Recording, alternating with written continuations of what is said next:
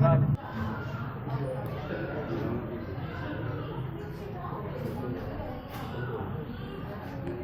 ini untuk memastikan saja bagaimana kondisi bayi dalam keadaan sehat, dan kami sudah melihat bayinya sangat sehat ya,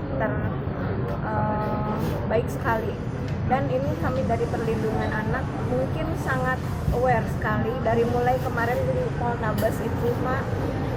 Mudah-mudahan hal ini tidak terjadi lagi di Sumatera Selatan. Demikian. Mungkin kedepannya untuk pendampingannya gimana Bu terhadap anak bayi dari KPI? Untuk selanjutnya perawatannya gimana Bu? Perawatannya kami dari pemberdayaan perempuan juga ya Pak ya, KPAD, kemudian dari pemerintah Provinsi Sumatera Selatan saling berkolaborasi.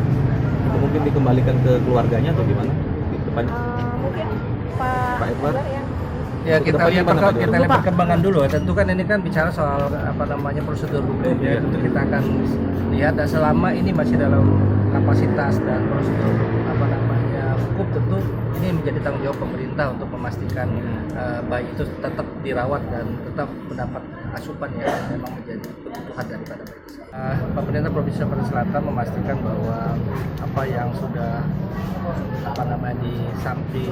disampaikan, lalu apa yang sudah dilaksanakan oleh teman-teman dari pihak kepolisian ini, ketika kita sudah bicara tentang pasca, artinya si bayi ini kita coba untuk berikan perlakuan yang memang dalam rangka untuk perlindungan kepada si bayi, dan ini sudah menjadi komitmen kita bersama untuk menjaga supaya nanti setelah proses ini berlangsung si bayi pun akan mendapatkan perlakuan yang memang menjadi garisan dan ketentuan yang berlaku di negara ini. Kira begitu. Terima kasih.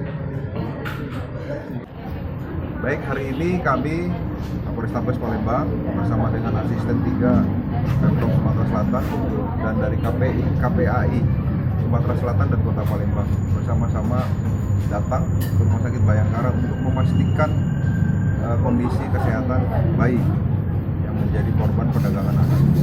Alhamdulillah dengan penanganan yang ada di medis di tempat ini, bayi cukup sehat yang lahir pada tanggal 9 Januari 2020, berat badan 3,7 kilo dan panjangnya 50 cm. Untuk kemudian dalam penanganan perkara ini polisi tetap harus memastikan bayi ini dalam kondisi sehat, dan tentunya nanti ada dari Bapak Asisten 3 Gubernur dan juga dari KPI akan memberikan rilis.